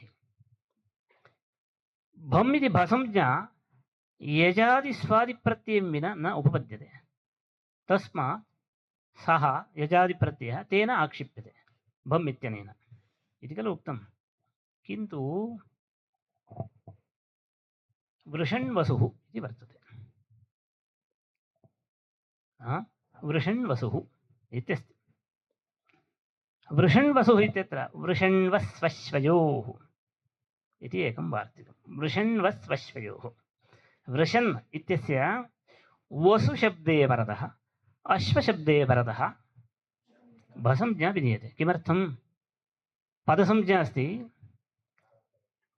अस्ति नकारस्य लोपः स्यात् तत् नकारपरिरक्षणाय परित्राणाय भसंज्ञा उच्यते भसंज्ञा पदसंज्ञा बाध्यते इति तर्हि यत्र यत्र भसंज्ञा अस्ति तत्र सर्वत्रापि यजादिस्वादि प्रत्ययपरत्वं भवेत् खलु तन्नास्ति यत्र वृषण्वसुः इत्यत्र यजादिस्वादिप्रत्ययं विनापि भत्वं लभ्यते अत्र उपपत्तिरस्ति तस्य तत्प्रत्ययं विना यन्न उपपद्यते तदा एव आक्षेपः सम्भवति किन्तु इदानीम् आक्षेपस्य सम्भवो नास्ति खलु तत्प्रत्ययं विनापि वृषण्वसुः इत्यादौ भसंज्ञायाः उपपत्तिः वक्तुं शक्यते किमुच्यते ज्ञायते वा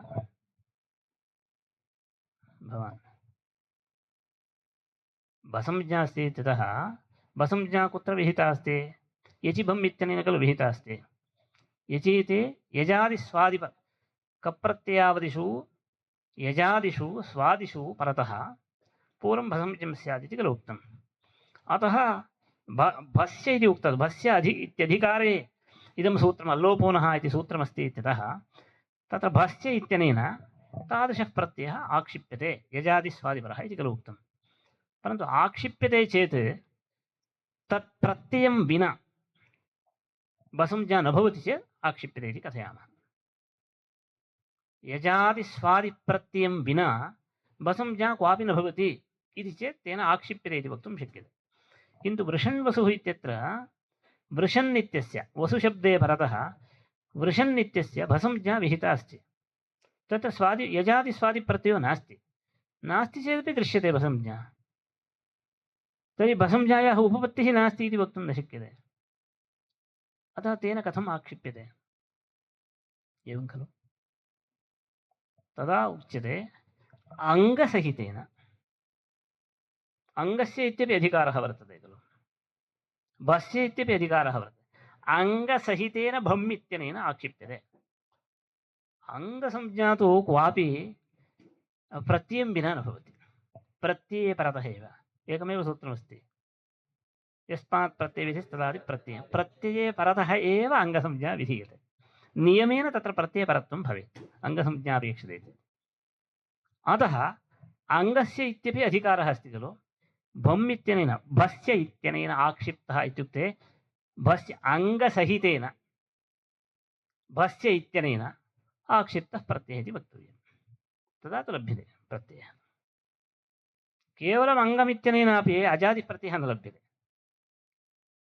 यः कश्चित् प्रत्ययः प्रत्ययपरतः पूर्वस्य अङ्गसंज्ञा खलु अतः अङ्गस्य इत्येतत् सहितेन भस्य इत्यनेन यजादिस्वादिप्रत्ययः आक्षिप्यते इति वक्तव्यम् अवगमनं भवति गृह्यते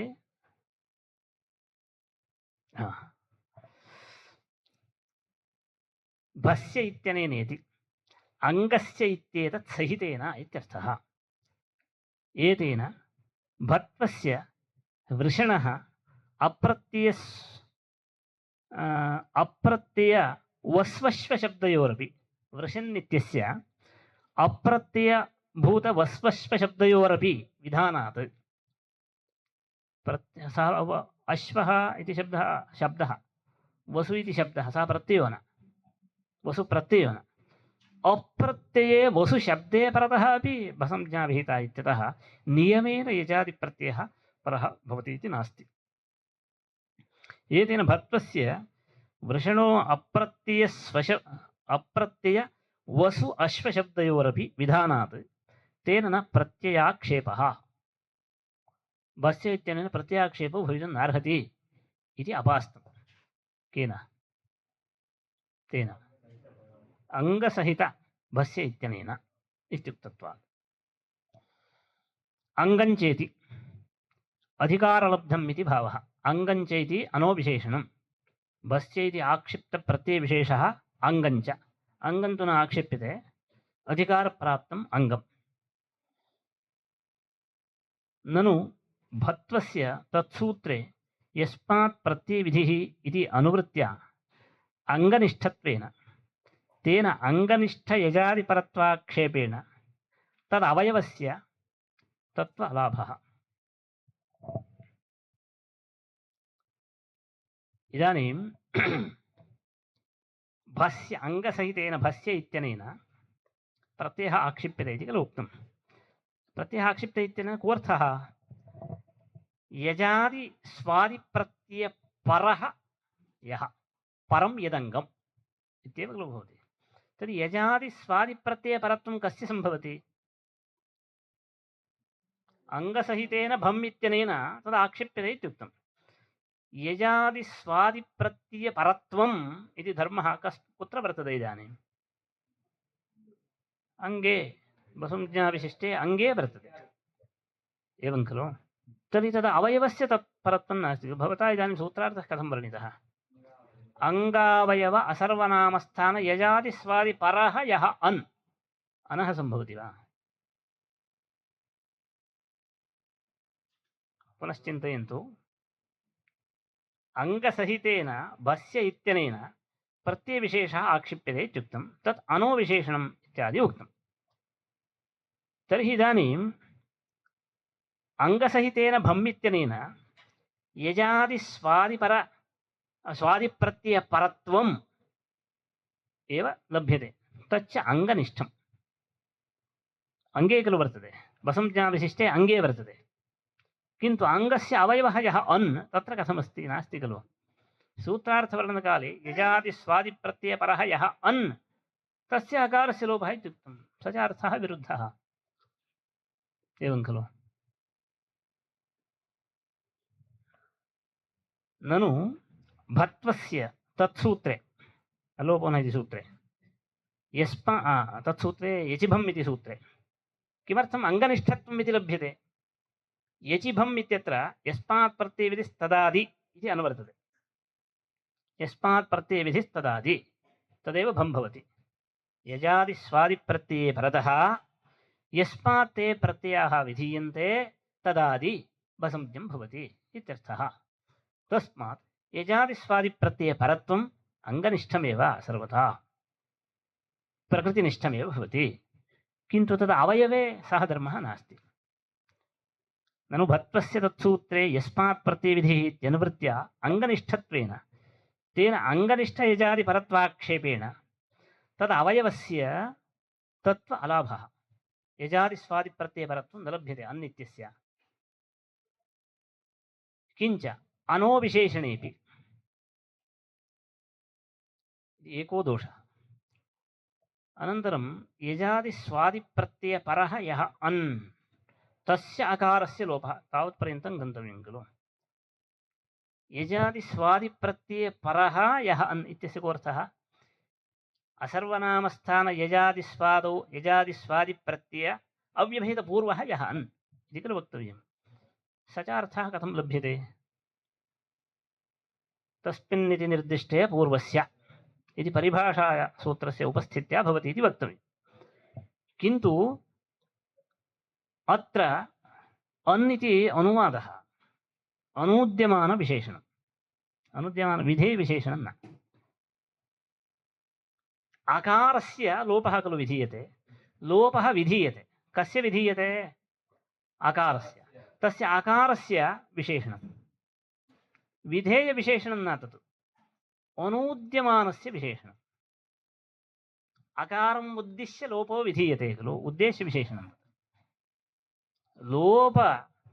लोपस्य उद्देश्यभूतः यः अकारः तस्य विशेषणं तत्, विधेयस्य साक्षात् विशेषणं न। तत्र नियमः अस्ति, विधौ परिभाषा उपतिष्ठते न अनुवादे इत्यस्ति। यथा वृद्धिर्यस्याचामादिस्तद्वृद्धम् इति वर्तते। तत्र वृद्धिशब्दः अस्ति, तत्र इक्परिभाषायाः उपस्थितिर्नास्ति। वृद्धिर्यस्याचामादिस्तद्वृद्धम्, यस्य अचाम् आदिः वृद्धिर्भवति तद्वृद्धं भवति इति खलु उच्यते। शाला इति शब्दस्य वृद्धसंज्ञा वर्तते। वृद्धाच्छः इति शालीयः मालीयः इति भवति। तत्र इक्परिभाषायाः प्रवृत्तिश्चेत् शाला इत्यस्य वृद्धसंज्ञा एव न स्यात्, इक् भवेत् खलु तत्र। अतः तत्र इक्परिभाषायाः, इक्परिभाषा नाम इको गुणवृद्धि इति परिभाषायाः उपस्थितिर्नास्ति। विधौ परिभाषा उपतिष्ठते। विधौ परिभाषा नाम विधीयमानविशेषणे एव परिभाषा उपतिष्ठते। यथा इको एणचि, अचि परे एणादेशो विधीयते खलु। अजव्यवहितपूर्वत्वविशिष्टस्य एणादेशो भवति इति उच्यते। तत्र तस्मिन्निति परिभाषायाः प्रवृत्तिरस्ति।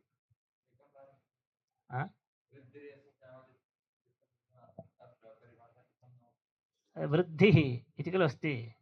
वृद्धिशब्देन तत्र वृद्धिः अनूद्यते खलु। यस्य अचाम् आदिः वृद्धिर्भवति, वृद्धिर्न विधीयते, तत्र वृद्धिर्भवति तस्य वृद्धसंज्ञा भवति, अनूद्यमानस्य विशेषणं तत्। वृद्धसंज्ञायाम् उद्देश्यभूतं यदस्ति तस्य विशेषणं तत्। अतः तत्र परिभाषायाः उपस्थितिर्नास्ति। एवम् अन्यत्रापि अस्ति, उदीचामातस्थाने यकपूर्वायाः इत्यस्ति। इकारादेशप्रत्ययः उदीचामातस्थाने, आकारस्य स्थाने इति खलु उक्तं। स्थाने ग्रहणं किम्? आतः इति खलु वक्तुं शक्यते। षष्ठी स्थाने योगा इत्यर्थः स्थाने इति लभ्यते। एवं स्थितेपि स्थाने इति तत्र उक्तं। तेन किं ज्ञायते? विधौ परिभाषा उपतिष्ठते। अनूद्यमानविशेषणे परिभाषायाः प्रवृत्तिः नास्ति। एवं विधिर्नास्ति। आतः स्थाने यः अकारः तस्य स्थाने इकारो विधीयते। आतः स्थाने साक्षात् विधिर्नास्ति, अतः अकारस्य विशेषणम् आकारः। एवं प्रकृतेपि यजादिस्वादिप्रत्ययपरः यः अन्, परः अन् इत्युक्ते तस्मिन्निति परिभाषायाः प्रवृत्त्या वक्तव्यं। किन्तु यः अन् तस्य अकारस्य लोपः लोपः कस्य विधीयते अकारस्य तद्विशेषणम् अनः इति अतः एतद्विषये अनूद्यमानस्य विशेषणं तद्विषये परिभाषायाः उपस्थितिर्नास्ति अतः एवं सूत्रार्थोऽपि न लभ्यते खलु अनूद्यमानविशेषणेषु परिभाषायाः उपस्थितिर्नास्ति इत्यतः अङ्गावयव सर्वनामस्थान यजादिस्वादिपरः यः अन् इति अर्थः न लभ्यते कथम् एवं सूत्रार्थो वर्ण्यते इति दोषः अस्ति किन्तु तस्य वारणं क्रियते अन्येन आक्षिप्तस्य अन्यत्र अन्वयः इति तु भाष्यकारेणैव मूले उक्तं खलु एतत् शनः सम्प्रसारणम् इत्यत्र भाष्यकारेणैव उच्यते तस्य विवरणम् अग्रे दास्यते इदानीं कस्य प्रश्नस्य समाधानं वक्तव्यम् अनूद्यमानविशेषणेषु परिभाषायाः प्रवृत्तिर्नास्ति खलु चेत् तत्रैव तस्याः परिभाषायाः सङ्कोचः क्रियते सा परिभाषा इको गुणवृद्धि अचश्च इति सूत्रद्वयविषया सा परिभाषा विधौ परिभाषोपतिष्ठते नानुवादे इति परिभाषा इको गुणवृद्धि एवं अचश्च इति सूत्रद्वयविषया इतरत्र न प्रवर्तते अतः वृद्धिर्यस्याचारादि उदीचामातस्थाने इत्यस्य स्थानीग्रहणं स्पष्टार्थम् इति वक्तव्यम् स्थानीग्रहणं स्पष्टार्थम् परिभाषायाः प्रवृत्तिरङ्गीक्रियते अनूद्यमानविशेषणेपि परिभाषायाः प्रवृत्तिः अस्ति अतः अत्र अनः अनूद्यमानविशेषणत्वेपि तत्र विधौ परिभाषोपतिष्ठते इति नास्ति परिभाषायाः प्रवृत्तिरस्ति तस्मिन्निति परिभाषायाः प्रवृत्तिरस्ति यजादिस्वादिपरः यः अन् इति अर्थः युक्तः सम्यक् एतत् सर्वम् आलोच्य एव सूत्रार्थो वर्णितः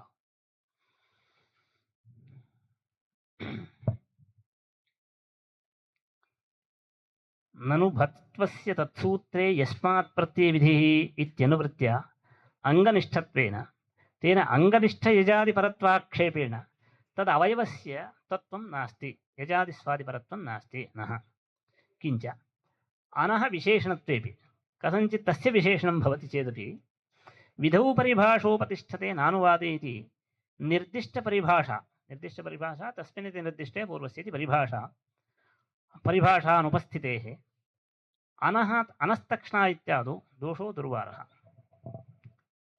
इदानीं सूत्रार्थः कथं भवति यदि विधौ परिभाषा उपतिष्ठते न अनुवादे इति आश्रीयते चेत् अंगावयव असर्वनामस्थान यजादौ प्रत्यये सति परेति न लभ्यते अनः अकारस्य लोपः अदु अव्यवहितपूर्वत्वविशिष्टस्य इति नास्ति असर्वनामस्थान यजादि स्वादि प्रत्ययाव्यवहितपूर्वत्वविशिष्टस्य अनः अकारस्य लोपः इति अर्थो नास्ति इदानीं विधौ परिभाषोपतिष्ठते नानुवादे अनुवादे परिभाषाणां अनुपस्थिते तदा तु अनस्तक्ष्णा इत्यतः पूर्वत्र यत्र अतिव्याप्तिः शङ्किता आसीत् तत्र इदानीम् अतिव्याप्तिः तथैव अस्ति अतः विधौ परिभाषोपतिष्ठते नानुवादे इति परिभाषायाः इह अवसरो नास्ति अनुवादेपि परिभाषाणां प्रवृत्तिः अस्ति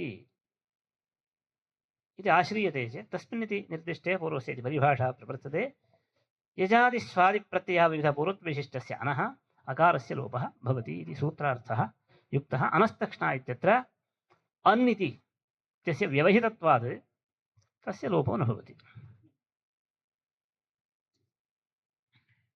तथा च भाष्यम् एवं तर्हि कार्यकालं संज्ञापरिभाषं यत्र कार्यं तत्र उपस्थितमिदं द्रष्टव्यं भस्य इति अधिकारसूत्रं वर्तते भस्य इति भस्य इत्युपस्थितमिदं भवति यतिभम् इति तत्र यजादिपरतया अन्कारं विशेषयिष्यामः अना च अकारं यजादिप्रत्ययपरतया अन्कारं विशेषयिष्यामः यजादिप्रत्ययपरः यः अन्कारेण अकारं विशेषयिष्यामः अनः अकारः तस्य लोपः यजादिस्वादिपरस्य अनो अकारस्य इत्यर्थः तस्य अयं भावः कार्यकालपक्षे भस्य इति श्रुते भपदार्थजिज्ञासायां सत्यं ततः वक्तव्यं वा न। एवं कथं विविधौ परिभाषोपतिष्ठते अथवा पूर्वं विशेषणम् अन्यत्र अन्येन आक्षिप्तस्य अन्यत्र अन्वयः इत्यादि किं प्रमाणम् इति तदुच्यते समाधानम्। तथा च भाष्यम् एवं तर्हि कार्यकालम् एतत् पूर्वमपि भाष्ये संवादः वर्तेत यत्र अपेक्षते तदेव अत्र आश्रितम्। एवं तर्हि कार्यकालं संज्ञापरिभाषम् यथोद्देशं संज्ञापरिभाषं कार्यकालं संज्ञापरिभाषं यत्र कार्यं तत्रैव संज्ञा क्रियते तत्र कार्यं यत्र कार्यं तत्र उपस्थितमिदं द्रष्टव्यं भस्य भस्य इति अधिकृत्य अल्लोपोनः विधीयते तत्र यचिभम् इति सूत्रम् उपतिष्ठते। भन् नाम किम् इति शङ्कायां तत् विवरणार्थं सूत्रम् आयाति। यजिभम् इति तत्र यजादिपरतया अन्कारं विशेषयिष्यामः भाष्यवाक्यं यजादिपरतया अन्कारं विशेषयिष्यामः। यजादिपरः यः अन् इति अन्कारेण अन् इत्यनेन अकारं विशेषयिष्यामः अनः यः अकारः इति तस्य लोपः। तस्य अयमाशयः कार्यकालपक्षे भस्य इति श्रुते भवदार्थजिज्ञासायां भन्नाम किम् इति जिज्ञासायां यजिभम् इत्युपस्थितेन शक्तिग्रहे वृत्ते तत्र भस्य अल्लोपोनः इत्यस्ति खलु भन्नाम किम् इति शङ्कायां सत्यां यजिभम् इति वर्तते। इदानीं शक्तिग्राहकं सूत्रं खलु संज्ञासूत्रं तेन शक्तिग्रहः भन्नाम किम् इति ज्ञायते। शक्तिग्रहे वृत्ते एतद् वाक्यार्थबोधकाले अल्लोपोनः इति विधिवाक्यार्थबोधकाले लक्ष्यानुरोधेन तन्त्रादिन्यायाश्रयणात् यचि इत्यस्य अन्विशेषणतापि यद्यपि अंगविशिष्टेन भस्य इत्यनेन आक्षिप्यते यजादिप्रत्ययः तस्य तत्रैव प्रत्यासत्य अन्वयः वक्तव्यः किन्तु तस्यापि विशेषणं भवतु लक्ष्यानुरोधात् तस्यैव विशेषणं चेत् पुनः अनस्तक्ष्णा इत्यादौ दोषः अस्ति अनसा मनसा इत्यादौ दोषः स्यात्। अतः लक्ष्यानुरोधात् तन्त्रमाश्रियते अन्नित्यस्य आवृत्तिः क्रियते अतः अन्नित्यस्यापि तद्विशेषणं येन आक्षिप्यते तत्रापि विशेषणं भवतु अन्नित्यस्य आवृत्तिं कृत्वा तस्यापि विशेषणं भवतु इत्याशयः तस्य। लक्ष्यानुरोधेन तन्त्रादिन्यायाश्रयणात् यचि इत्यस्य अन्विशेषणतापि परिहारः उक्तः। अन्याक्षिप्तस्य अन्यत्रान्वयः तन्त्राद्याश्रयणेन सम्भवति इति उक्तं। लक्ष्यानुरोधात् व्यवस्था इति लक्ष्यानुरोधात् भाष्यकारादिभिरेव वक्तव्यम् अस्माभिर्वक्तुं न शक्यते। वयं तु लक्षणैकचक्षुष्काः ते तु लक्ष्यैकचक्षुष्काः तैः वक्तुं शक्यते लक्ष्यानुरोधादिति कस्य भाष्यस्य एवमर्थः इति वक्तव्यम्। अनन्तरं द्वितीयः दोषः अस्ति विधौ परिभाषोपतिष्ठते नानुवादे इति। विधौ परिभाषेति न्यायस्तु इको गुणवृद्धि अचश्च इति व्यतिरिक्ते नास्त्येव तयोः द्वयोः सूत्रयोर्विषये एव। उदात्तस्फलितयोर्यणः इत्यादौ उदात्तस्फलितस्थानिकयणः इत्यर्थस्य इष्टत्वादिति भावः। अन्यथा सर्वत्र सर्वासु परिभाषासु विधौ परिभाषोपतिष्ठते नानुवादे इति आश्रियते चेत् उदात्तस्फलितयोर्यणस्फलितोऽनुदात्तस्य इति अस्ति सूत्रम्। उदात्तस्फलितयोः इति षष्ठी यणः अनुदात्तस्य स्वरितः उदात्तस्फलितयोः यणः स्वरितः अनुदात्तस्य यणः परस्य अनुदात्तस्य स्वरितः भवति। कथं सूत्रार्थसमन्वयः कर्तव्यः? उदात्तस्वरितयोः स्थाने स्थाने इति तत्र नास्ति षष्ठी स्थाने योगात् सूत्रस्य उपस्थित्या स्थाने इति लभ्यते। उदात्तस्वरितयोः स्थाने निष्पन्नः यः यण् ततः परस्य उदात्तस्य स्थाने वा स्वरितस्य स्थाने वा निष्पन्नः यः यण् ततः परस्य अनुदात्तस्य स्वरितस्वरः विधीयते। अत्र अनुद्यमानविशेषणमेव खलु उदात्तस्वरितयोः यणः विशेषणं तत्। तर्हि विधौ परिभाषोपतिष्ठते इति परिभाषा सार्वत्रिकी यदि स्यात् तर्हि इह षष्ठीस्थाने इति परिभाषायाः उपस्थितिरेव न स्यात्। सूत्रार्थः न सिद्ध्येत् तस्मात् तस्याः परिभाषायाः सङ्कोचः क्रियते सूत्रद्वयविषयतया इको गुणवृद्धिः अचश्च इति व्यतिरिक्तविषये विधौ परिभाषोपतिष्ठते नानुवादे इति नास्ति। उदात्तस्फलितयोर्यणः इत्यादौ उदात्तस्फलितस्थानिकयणः इत्यर्थस्य इष्टत्वात् इति एतच्च स्त्रीप्रत्यये इत्वप्रकरणे निरूपयिष्यामः। तत्र उदीचा मातस्थाने एकपूर्वायाः इति सूत्रप्रसङ्गः अस्ति तत्र यदि तु अग्रे अस्ति अनन्तरम् उपादयामि अवलोकनं बहु उक्तं प्रायः अद्य चिन्तनं कर्तव्यं खलु चिन्तनमपि कर्तव्यं पठितस्य चिन्तनमपि कार्यं क्रियते खलु चिन्तनम् आरब्धं ग्रूप् डिस्कशन् समूहे चिन्तनम् आरब्धं